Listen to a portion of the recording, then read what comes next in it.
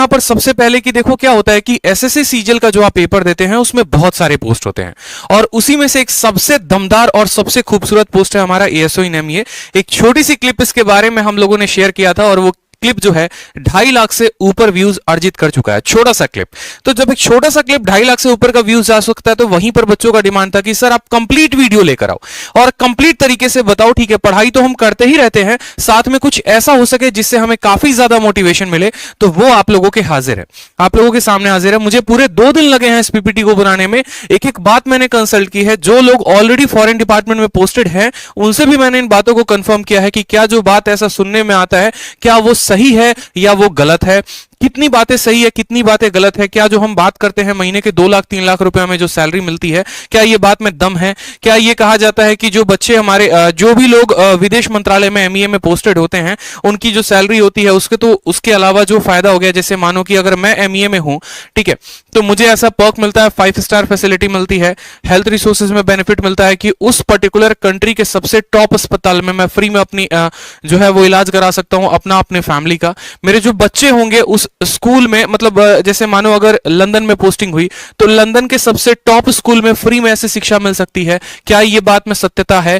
तो बिल्कुल इन सभी बातों को लेकर जितने भी आपके मन में 50 तरह के डाउट होंगे वो सभी के सभी मैं आप लोग को क्लियर करूंगा। भाई बहुत मेहनत की है मैंने आप सभी के लिए, तो आपका भी ये बात फर्ज बनता है कि तुरंत एक वीडियो को प्यारा सा लाइक कर दो, ठीक, और सब जगह पर शेयर कर दो भाई, ताकि ये जो बात है ना ये सब जाने और इससे सबका बेनिफिट हो सके। तो सबसे पहले जैसे कि यहां पर मैंने लिखा हुआ है एएसओ इन एमईए, एएसओ का फुल फॉर्म क्या होता है? असिस्टेंट सेक्शन ऑफिसर, और एमईए का फुल फॉर्म क्या होता है? मिनिस्ट्री ऑफ एक्सटर्नल अफेयर, यानी विदेश मंत्रालय। ठीक है, जैसे विदेश जो मंत्री थे हमारे पिछले सुषमा स्वराज थी जिनका निधन हो गया, ठीक है, तो इसके बारे में हमें पूरा कंप्लीट जानकारी हमें जो है वो प्राप्त मिलेगा। कंप्लीट प्रोसेस में आपको इस वीडियो में बताऊंगा कि एलिजिबिलिटी क्या होती है, एग्जाम क्या होता है, एज लिमिट कितने होते हैं, पावर कितनी है, सैलरी कितनी है, हर एक बात को लेकर। उसके पहले आप इस स्लाइड को देखो। देखो भारत में अगर आप रहते हैं तो आपको भारत में 3 तरह के पासपोर्ट मिलते हैं, बहुतों को यह बात नहीं पता, ठीक है, उसके बारे में आपको बताता हूं। 3 तरह के पासपोर्ट कैसे? सबसे पहले हो गया नेवी ब्लू कलर का पासपोर्ट, फिर हो गया व्हाइट कलर का, और फिर हो गया मरून कलर का। ठीक है, जो आम जनता होती है, जो आम नागरिक होते हैं, उन्हें मिलता है आपको नेवी ब्लू कलर का पासपोर्ट, जिसको हम कोड भी देते हैं नॉर्मल, ठीक है, पी फॉर पासपोर्ट, पब्लिक के लिए।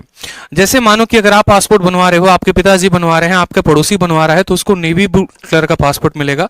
उसी तरीके से व्हाइट पासपोर्ट जो है वो सभी के सभी डिप्लोमा, यहां पर जो भी भारत की तरफ से जाते हैं, जो रिप्रेजेंटेटिव होते हैं, जो अदर कंट्री में जाके रिप्रेजेंट करेंगे, जैसे आप विदेश मंत्रालय में लगेंगे तो आपको व्हाइट मिलेगा। और मरून कलर का जो पासपोर्ट होता है ये डिप्लोमेटिक पासपोर्ट होता है, ये ऑफिशियल पासपोर्ट है और ये डिप्लोमेटिक पासपोर्ट। अब ये डिप्लोमैट्स कौन होते हैं? डिप्लोमैट्स वो हो गए जो भारत सरकार की तरफ से किसी और कंट्री में जाते हैं, बायलैटरल मीटिंग्स के लिए हो गए, जैसे ठीक है समझौता के लिए हो गया, मिलिट्री एक्सरसाइजेस के लिए हो गए, तो वहां पर आपको मिलता है डिप्लोमेटिक इंडियन पासपोर्ट। जैसे आपने ये भी सुना होगा कि हमारे सीआईएसएफ के कुछ जवान गए और अफगानिस्तान में जाकर वहां पर ट्रेनिंग कर रहे हैं, तो उस समय वो ब्लू कलर के पासपोर्ट से नहीं जाएंगे, व्हाइट कलर के पासपोर्ट से जाएंगे, ऑफिशियल पासपोर्ट होता है। इसलिए साफ लिखा गया issued to individual representative Indian government, ठीक है, ऑन ऑफिशियल बिजनेसेस, और यहां पर इशू टू इंडियन डेवलपमेंट। तो भाई साहब ये बहुत पावरफुल पोस्ट होती है। एएसओ इन एमईए लगना अपने आप में एक बहुत बड़ी बात है, इसलिए मैंने यहां पर लिखा है पावरफुल पोस्ट इन एसएससी सीजीएल। अब यहां पर बहुत सारी बातों को लेकर आपके मन में असमंजस होगा, कुछ क्वेश्चंस होंगे कि सर कौन सा एग्जाम हम क्वालिफाई करेंगे कि सर हम एएसओ इन एमईए लग सकते हैं, ठीक है, या विदेश मंत्रालय में हमारी एंट्री हो सकती है, पावर क्या क्या होगा सर, एलिजिबिलिटी कितनी होगी, उसके अलावा वर्क प्रोफाइल हो गया, ट्रेनिंग हो गया, सैलरी हो गया, सभी बातों पर एक एक पॉइंट में अच्छे तरीके से हम बात करेंगे। ठीक है, तो सबसे पहले बात करते हैं यहां पर एग्जाम को लेकर कि भाई 2 एग्जाम अगर आप देते हो, एक हो गया एसएससी का जिसमें सीजीएल का पेपर अगर आप दे रहे हैं, और दूसरा हो गया यूपीएससी का। अगर आप 2 पेपर को अच्छे तरीके से क्वालिफाई करते हैं, अच्छे नंबर लेकर आते हैं, सबसे जो टॉप कट ऑफ वाली पोस्ट होती है उनके थ्रू आप विदेश मंत्रालय में एंट्री ले सकते हैं। ठीक है, तो यहां पर हमारे 2 एग्जाम हो गया एसएससी सीजीएल का और दूसरा हो गया हमारा यूपीएससी का। एसएससी सीजीएल को अगर आप क्लियर करते हैं तो आप लगते हैं एएसओ इन एमईए। ठीक है, विदेश मंत्रालय में आपकी एंट्री होती है असिस्टेंट सेक्शन ऑफिसर से। और अगर आप यूपीएससी क्लियर करते हैं तो यूपीएससी को क्लियर करने से क्या होगा, यूपीएससी में सीधा आप जाते हैं आईएफएस कैडर में, इंडियन फॉरेन सर्विस में, और वहां पर आपकी पोस्टिंग होती है। कौन सा पोस्ट मिलता है वो भी आगे चलकर हम आपको बताएंगे। वीडियो को लाइक करते रहिए और चैनल को सब्सक्राइब करते रहिए, हर जगह पर वीडियो को शेयर करते रहिए दोस्तों। तो बात करते हैं सर एसएससी सीजीएल में कौन सा ऐसा पोस्ट है, कैसे कैसे जो है हमें कैसे कैसे पेपर क्लियर करना होगा, क्योंकि यूपीएससी के बारे में अगर मैं वीडियो बनाऊंगा तो वो बहुत लंबी हो जाएगी। तो एसएससी के माध्यम से हम डायरेक्ट एएसओ इन एमईए कैसे लगेंगे, कितने स्टेप्स में हमें पेपर देना होगा, ठीक है, एक एक बात को यहां पर समझिएगा अच्छे से। तो सबसे पहले आपको देना होता है टीयर 1। जब आप टीयर 1, टीयर 2, टीयर 3 दे देते हैं उसके बाद आपको कोई भी पेपर नहीं देने की आवश्यकता होती है, ठीक है। उसके बाद बात करते हैं यहां पर कि सर क्या इसमें कोई भी इंटरव्यू पोस्ट है या कोई इंटरव्यू होता है, तो नहीं भाई, यूपीएससी में इंटरव्यू होता है, एसएससी में इंटरव्यू नहीं होता, ठीक है। क्या कोई फिजिकल टेस्ट होता है, भागना पड़ता है, दौड़ना पड़ता है, साइकिल चलाना पड़ता है, ऐसा कुछ भी नहीं है, कोई भी आपको फिजिकल टेस्ट नहीं है। और यही इस पोस्ट की खूबसूरती होती है, इसी कारण लड़कियां जो हैं वो सबसे ज्यादा इस पोस्ट को पसंद करती हैं।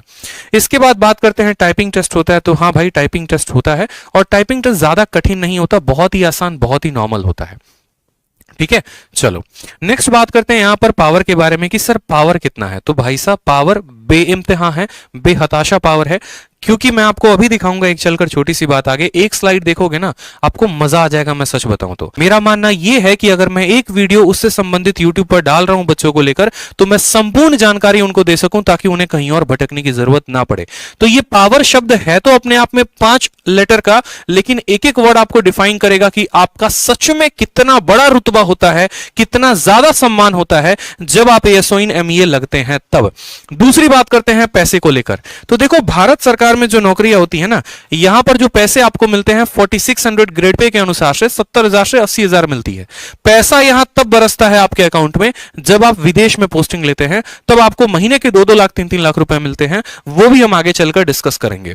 और बात करते हैं सोशल स्टेटस की। तो देखो जो बिहार और यूपी के लोग होते हैं उनके लिए मैं एक बात बताता हूं। देखो जैसे मैं भी बिहार का हूं, तो हमारे यहां अगर आप किसी को बोलेंगे ना कि इनकम टैक्स, तो इनकम टैक्स का माइंडसेट बहुत बड़ा है।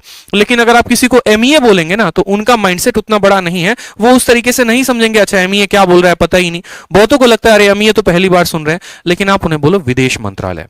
विदेश मंत्रालय के पावर कितने होते हैं, सोशल स्टेटस क्या होता है, एक एक बात को आपको धीरे धीरे करके जानकारी अभी मैं दूंगा वीडियो के अंदर। एक एक बात बताऊंगा मैं आपको कि आपके सच में वैल्यू क्या है। आपका सिर्फ वैल्यू भारत के अंदर नहीं, भारत के बाहर भी है, पूरी दुनिया आपकी कदर करेगी। सभी बातों को धीरे धीरे हम जानेंगे। एलिजिबिलिटी की बात करें तो ज्यादा कुछ नहीं चाहिए, सिर्फ सरकार आपसे यह बोलती है, जो आपकी कमीशन एसएससी है बोलती है कि बेटा देखो तुम ग्रेजुएट होने चाहिए किसी भी रिकॉग्नाइज्ड यूनिवर्सिटी से, चाहे आपने बीटेक किया है, चाहे आपने जो है ऑनर्स किया है, या फिर आपने बीए किया, कोई भी, मतलब ग्रेजुएट होने चाहिए, सिंपल सी बात है।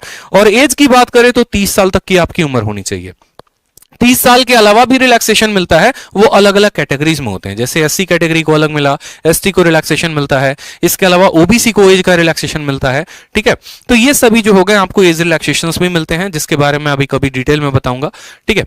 चलो बात करते हैं जो पावर के बारे में। तो पावर को मैं आपको ये 2 फोटो के माध्यम से दर्शाना चाहता हूं।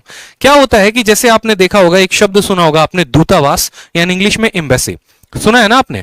अब ये एम्बेसी का शब्द मैं आपको समझाता हूं कि एम्बेसी का मतलब क्या होता है। ये जो दिख रहा है ना फोटो, ये जो बिल्डिंग दिख रही है, ये एम्बेसी है। और ये किसकी एम्बेसी है, तो ये भारत की एम्बेसी है, इंडियन एम्बेसी है। कहां पर है, तो यूएसए में, ठीक है। इसी तरीके से भारत का एक और एम्बेसी है, वो है बीजिंग और चाइना में, ये आपका भारत का दूतावास है, ठीक है। इसी तरीके से पूरे के पूरे विश्व में अलग अलग कंट्रीज में कम से कम 60 कंट्रीज हैं जहां पर मैं आपको बताऊं तो भारत के एम्बेसी हैं। जैसे अगर आप दिल्ली में रहते हैं और दिल्ली में कभी आप अगर घूमने चले जाएंगे नॉर्थ ब्लॉक के साइड में आपको, तो आपको हर कंट्री का एम्बेसी दिखेगा। आपको यहां पर एक तरीके से मैं बोलूं तो चाइना का एम्बेसी दिखेगा, अमेरिका का एम्बेसी दिखेगा, आपको रशिया का एम्बेसी दिखेगा, ठीक है। तो हर कंट्री का एम्बेसी होता है। मतलब क्या कहने का मतलब है कि जैसे कोई भी कंट्री होती है ना, तो उस कंट्री के अंदर ऑलमोस्ट हर कंट्रीज के एम्बेसीज होते हैं जो पावरफुल नेशंस होते हैं। और ऐसा क्यों होता है, क्योंकि मानो कि जैसे अभी आपने एक अफगानिस्तान का केस सुना था कि अफगानिस्तान में जो है पूरी की पूरी सरकार भाग गई और वहां पर जो है वहां के जो आतंकवादी संगठन है उनका पूरा कब्जा हो गया।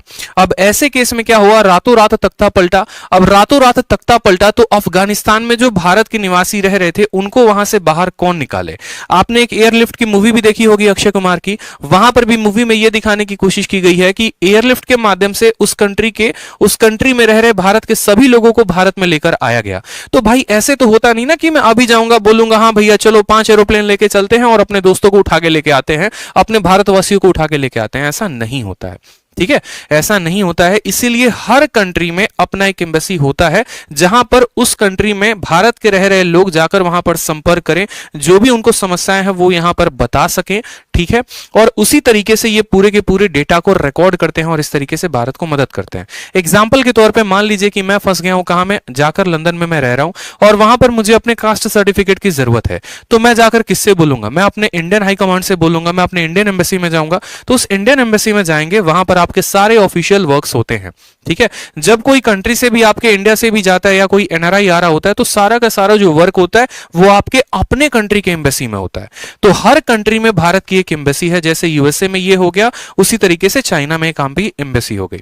ठीक है, और इस एम्बेसी में आपकी पोस्टिंग होती है। आप बोलते हैं ना सर विदेश मंत्रालय में जाएंगे तो कहां काम करेंगे, अगर लंदन चले गए तो कहां पर काम करेंगे? तो ये जो बिल्डिंग्स होते हैं, जो एम्बेसी होती है, इसी के अंडर में आपको काम करना होता है। इसमें लो लेवल से लेकर हाई लेवल तक सभी ऑफिसर्स होते हैं जो आपकी सहायता करते हैं, और एक बढ़िया तरीके से आप एक कंट्री के अंदर एक कंट्री रन कर रहे होते हो। इसलिए एम्बेसी को एक और बात भी कहा जाता है, country with in a country. और एक बात को हमेशा ध्यान रखना, एम्बेसी की जो पावर होते हैं बहुत ज्यादा होते हैं। उस देश के ऊपर अटैक हो सकता है, लेकिन कभी एम्बेसी के ऊपर अटैक नहीं हो सकता। अगर एम्बेसी के ऊपर अटैक हुआ, इसका मतलब सीधा है कि आपने उस नेशन के ऊपर अटैक किया है। अभी आपने देखा भी होगा कि इजराइल के एम्बेसी के ऊपर अटैक हुआ था, फिर इजराइल ने उस कंट्री का क्या हाल किया था। ठीक है, आप किसी के एम्बेसी के ऊपर अगर अटैक कर रहे हैं, इसका मतलब आप उस नेशन के ऊपर अटैक कर रहे हैं। यानी सबसे सुरक्षित अगर उस कंट्री में कुछ है तो उसकी एम्बेसी है, और वो सीधा का सीधा एक कंट्री को रिप्रेजेंट करती है।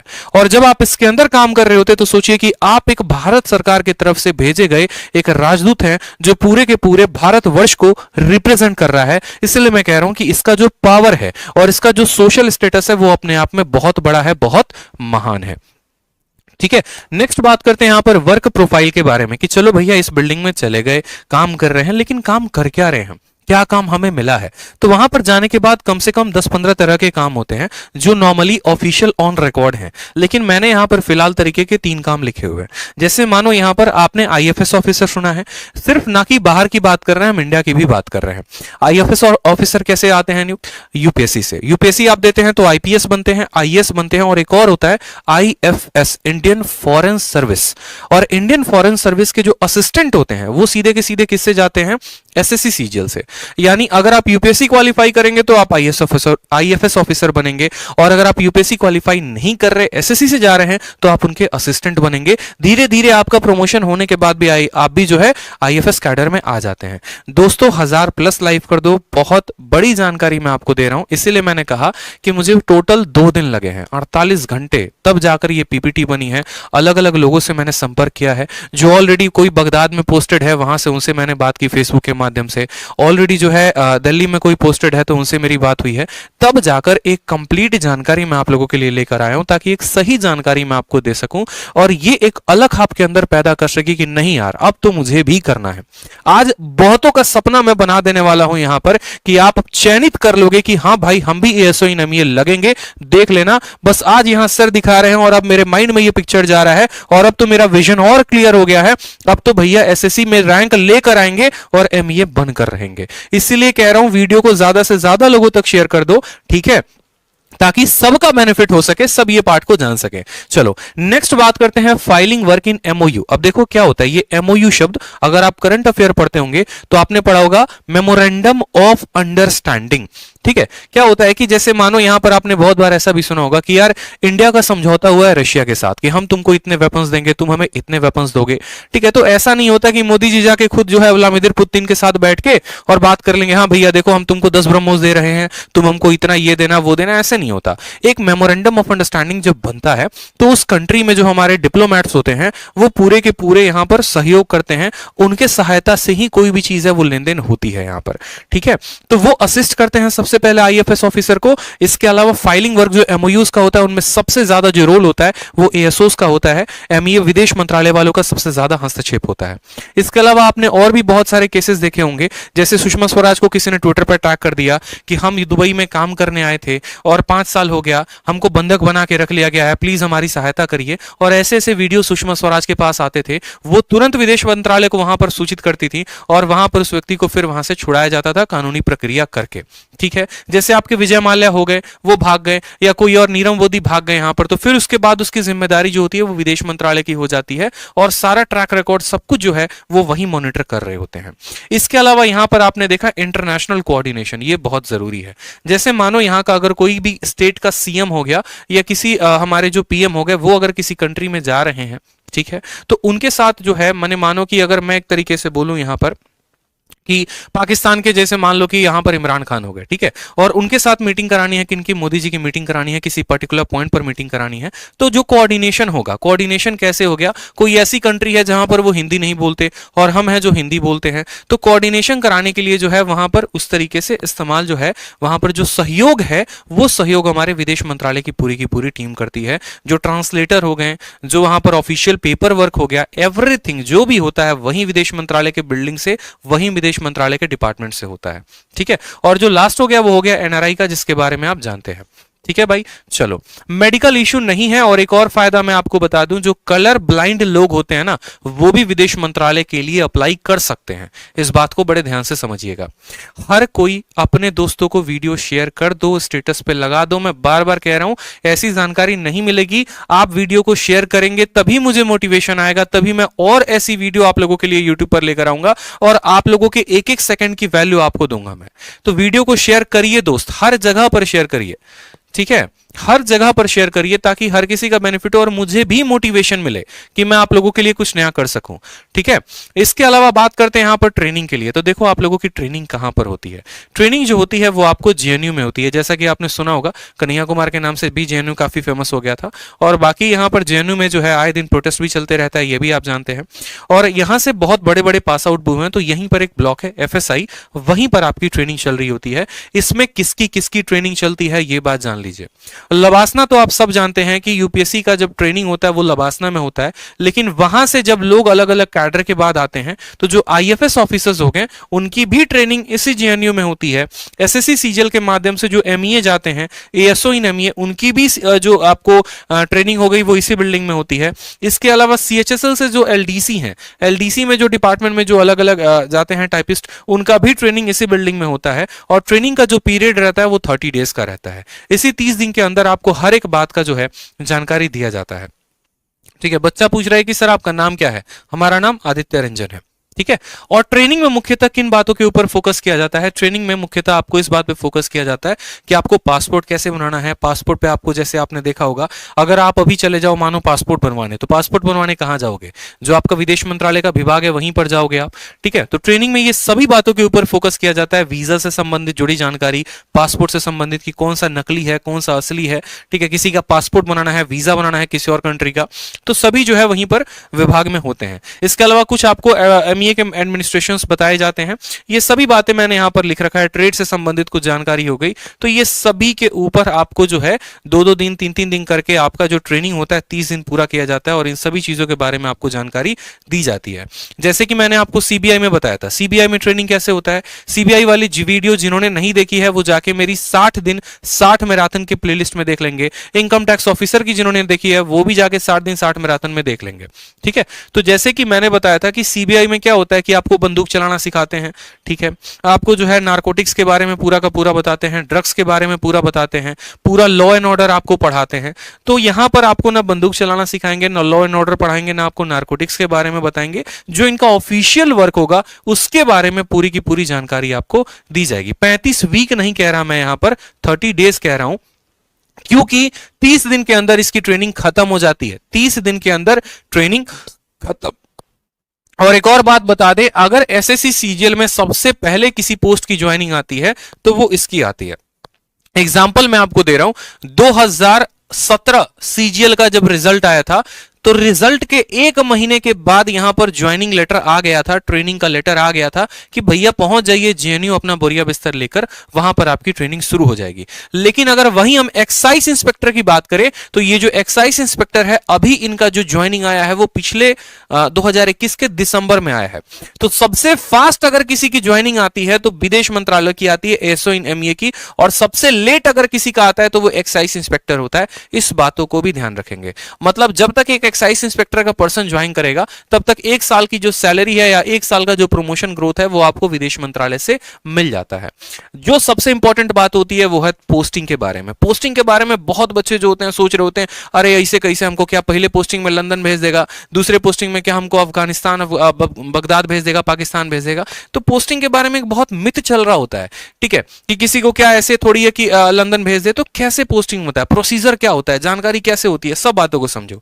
सबसे पहले तो यहां पर अगर आप भारत में सेवा देना चाहते हो तो आप भारत में एमईए ऑफिस दिल्ली में काम कर सकते हो, ठीक है। जब आप 2 साल 3 साल जब आप काम कर लेते हैं, जब आपकी थोड़ी सी सीनियोरिटी हो जाती है, उसके बाद यूं समझ लीजिए जैसे आप गेम खेलते हैं ना, एक लेवल को क्रॉस किया तो दूसरा लेवल आपके लिए खुल जाता है। सेम तरीके से जब आप 2 साल 3 साल यहां पर काम कर लेते हैं दिल्ली में रहकर, तो उसके बाद आपको विदेश जाने के रास्ते खुल जाते हैं और आप अलग अलग कंट्रीज में जा सकते हैं।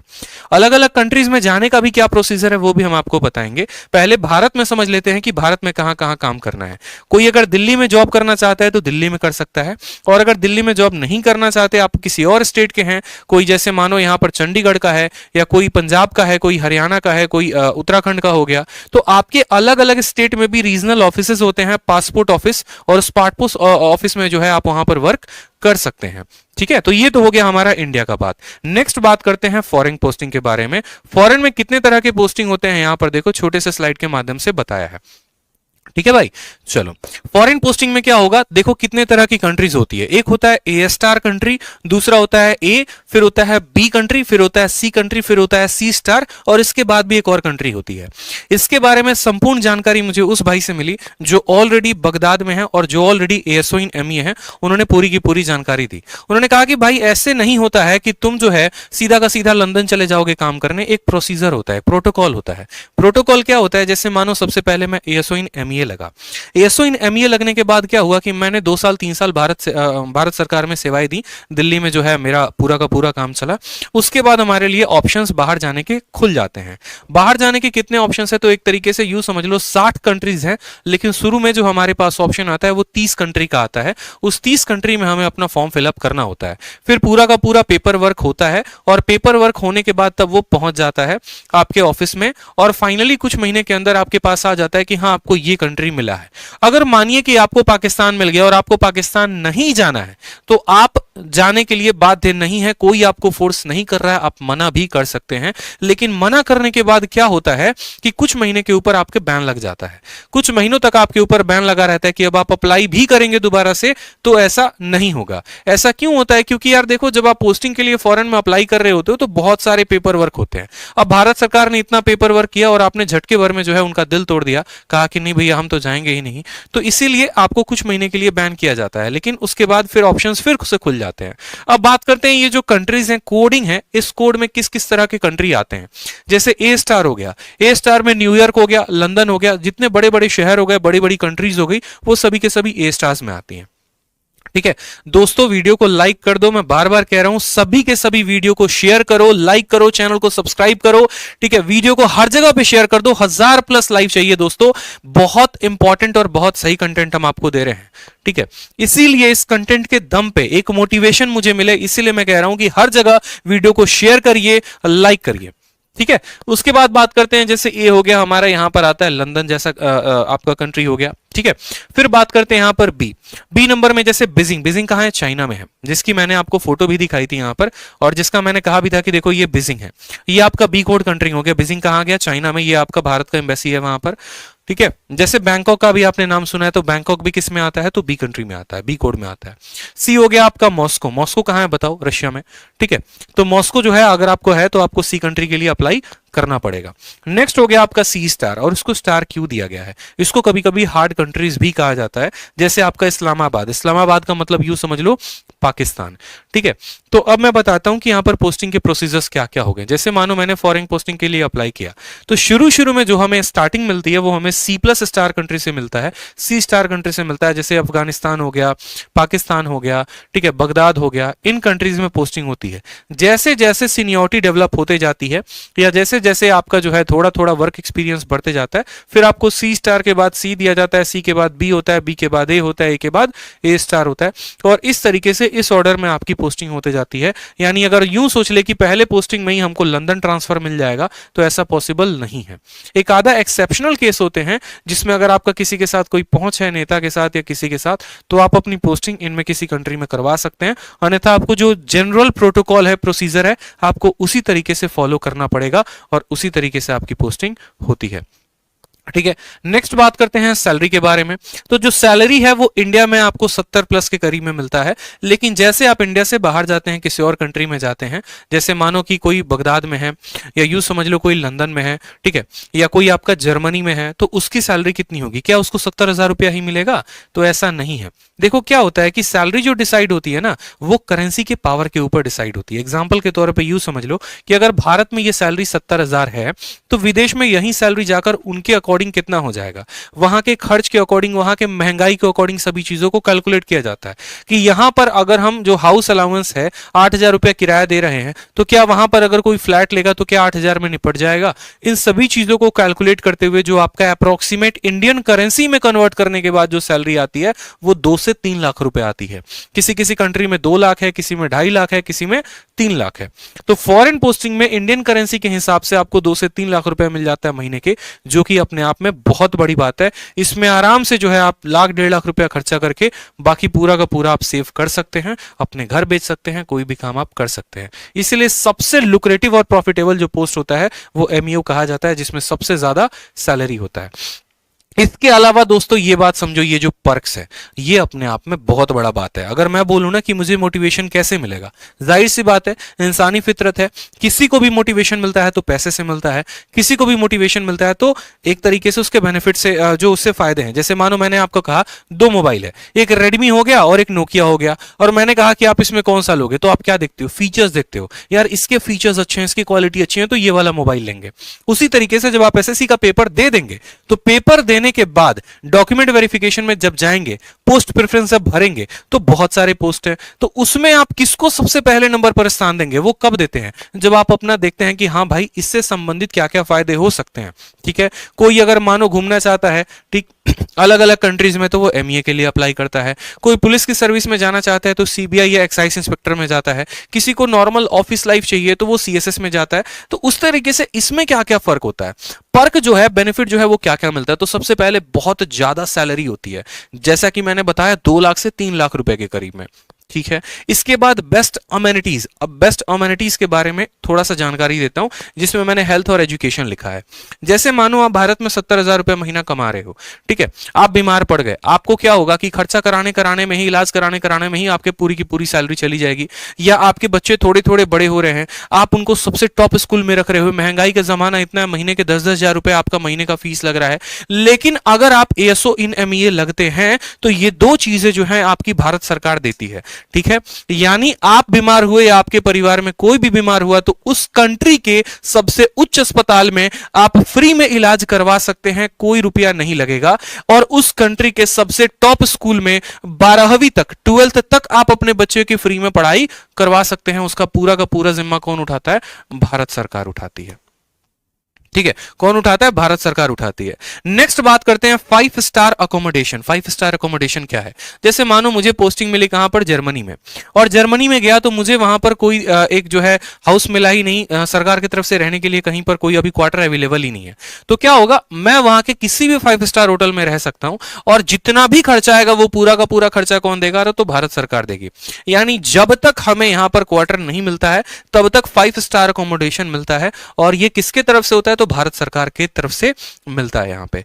नेक्स्ट बात करें तो फिक्स टाइम जॉब होता है, बहुत इंपॉर्टेंट, जैसे 9 बजे से लेकर 5:30 बजे तक, 10 से 5:30 भी कर सकते हो, ये फिक्स टाइम जॉब है। अब बोलोगे सर क्यों फिक्स टाइम जॉब के बारे में इसमें ज्यादा प्रेशर दे रहे हैं? क्योंकि बहुत मेरे भाई ऐसे होते हैं जो यूपीएससी की तैयारी करना चाहते हैं या अलग अलग परीक्षाओं की तैयारी करने में इच्छुक होते हैं। उनके लिए क्या होता है कि यार एक ऐसा जॉब हो कि शाम के बाद आऊं घर पे तो फोन ना आए ऑफिस का कि भाई तुमने ये फाइल क्यों अधूरा छोड़ दिया, तुमने वो क्यों छोड़ दिया।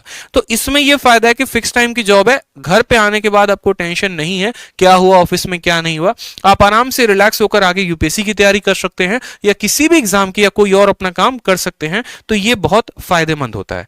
नेक्स्ट बात करें यहां पर तो व्हाइट पासपोर्ट, ये व्हाइट पासपोर्ट का है ना भाई बहुत महत्व है यहां पे। जैसे कि मैंने शुरू में ही वीडियो को बताया था कि 3 तरह के पासपोर्ट होते हैं, ब्लू कलर का, नेवी ब्लू हो गया, व्हाइट हो गया और मरून हो गया, ठीक है। और ये जो पासपोर्ट है ना, यही एक तरीके से बोले हिंदी में तो आपकी जो औकात है वो बताती है कि आप सच में कितना वैल्यू रखते हैं किसी कंट्री के लिए, इंडिविजुअल कितनी पर्सनालिटी आपकी वैल्यू होती है यहां पे, ठीक है। जैसे मानो यहां पर ब्लू पासपोर्ट हो गया, ये पूरे भारत में हर व्यक्ति के पास है, किसी के पास कोई भी बनवा सकता है। व्हाइट पासपोर्ट हर किसी के बस की बात नहीं होती, उन्हीं को मिलता है जो भारत सरकार के ऑफिशियल्स होते हैं। इसे लिखा गया official Indian passport issued to individuals representing Indian government on official businesses. और जो तीसरा हो गया मरून हो गया, जब कोई नेता या कोई बड़े ऑफिसर्स होते हैं, जो डिप्लोमैट्स होते हैं, ठीक है, जब वो किसी मीटिंग के लिए जाते हैं किसी कंट्री में तो वो उनको मिलता है, ठीक। तो ये जो पासपोर्ट है यही आपके लिए बहुत बड़ी बात है। एग्जांपल मैं आपको देना चाहूंगा, अगर शाहरुख खान जा रहे हैं और मैं एक एएसओ इन एमए हूं, ठीक है, तो जैसे शाहरुख खान अगर गए तो उनको भाई साहब पूरी चेकिंग चलती है, आपने पता भी है। बहुत ऐसे कंट्रीज होते हैं ना पूरा बढ़िया तरीके से चेकिंग करेंगे कपड़े हटा हटा के, लेकिन अगर मेरे पास ये पासपोर्ट है तो किसी की कैपेसिटी नहीं है कि कोई हमें हाथ तक भी लगा के दिखा सके, क्योंकि ये पासपोर्ट का मतलब मैं इस कंट्री को रिप्रेजेंट कर रहा हूं, मैं अपने आप को रिप्रेजेंट नहीं कर रहा। ये पूरा का पूरा देश मेरे से संबोधित हो रहा है और आप मुझे हाथ लगा रहे हो, उसका मतलब आप मेरे नेशन के ऊपर, ठीक है, पॉइंट आउट कर रहे हो। तो ये चीजें जो है दोहरे के थोड़े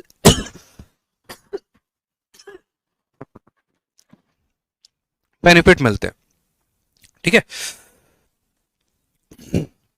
नेक्स्ट बात करते हैं यहां पर प्रमोशंस के बारे में कि प्रमोशन जो है वो कैसे मिलता है।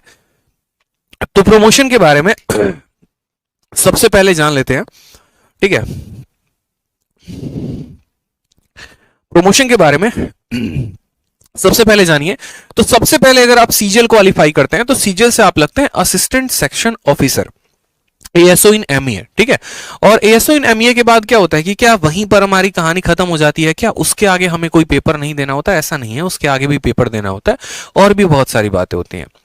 जैसे अगर आप कोई पेपर नहीं देना चाहते तो 12 से 13 साल के अंदर, ध्यान से मेरी बात को समझिएगा, 12 से 13 साल के अंदर आपका प्रमोशन हो जाता है सेक्शन ऑफिसर पे, ठीक है। लेकिन अगर आप डिपार्टमेंटल एग्जाम देते हैं तो डिपार्टमेंटल एग्जाम में क्या होता है कि डिपार्टमेंट में भी जाने के बाद एग्जाम होता है। आप किसी कोई ऐसा पर्सन होगा जो सिलेक्टेड होगा, आप उनसे पूछना, ठीक है, वो खुद आपको बताएंगे कि चाहे वो स्टेनो है या फिर टैक्स असिस्टेंट है। तो ये सभी लोग जो होते हैं ना, अगर मानो कोई बंदा टैक्स असिस्टेंट है तो वो डिपार्टमेंटल एग्जाम दे देकर इनकम टैक्स में जा सकता है। उसी तरीके से असिस्टेंट सेक्शन ऑफिसर जो है वो डिपार्टमेंटल एग्जाम देकर 4 से 5 साल के अंदर प्रमोशन लेकर सेक्शन ऑफिसर बन सकते हैं। और फिर उसके बाद सेक्शन ऑफिसर से 9 से 10 साल के बाद आपका प्रमोशन होगा तो आप अंडर सेक्रेटरी बनोगे और अंडर सेक्रेटरी आप एसएससी के माध्यम से आओगे। और अगर आप यूपीएससी के लिए प्रिपेयर कर रहे हो तो आपकी जो डायरेक्ट पोस्टिंग होती है वो अंडर सेक्रेटरी के ही होती है, इसलिए मैंने लिखा है आईएफएस कैडर। यूपीएससी निकालोगे तो यहां से आपकी प्रमोशन से स्टार्ट होंगे और एसएससी निकालोगे तो सबसे पहले एएसओ बनोगे, फिर प्रमोशन होकर सेक्शन ऑफिसर, फिर प्रमोशन होकर अंडर सेक्रेटरी, फिर अंडर सेक्रेटरी के बाद डेप्यूटी डायरेक्टर और फिर डेप्यूटी डायरेक्टर के बाद डायरेक्टर। इसके बाद भी पोस्ट होते हैं लेकिन वहां तक एसएससी कैंडिडेट नहीं पहुंच पाते हैं, ठीक है। तो बताओ मुझे यहां पर एक बार कमेंट सेक्शन में कि कैसा लगा आज का आपको एमईए का वीडियो। क्या आप आज से कसम खा रहे हैं, क्या आप आज से प्लेज ले रहे हैं कि भाई बनना तो अब एमईए ऑफिसर ही है?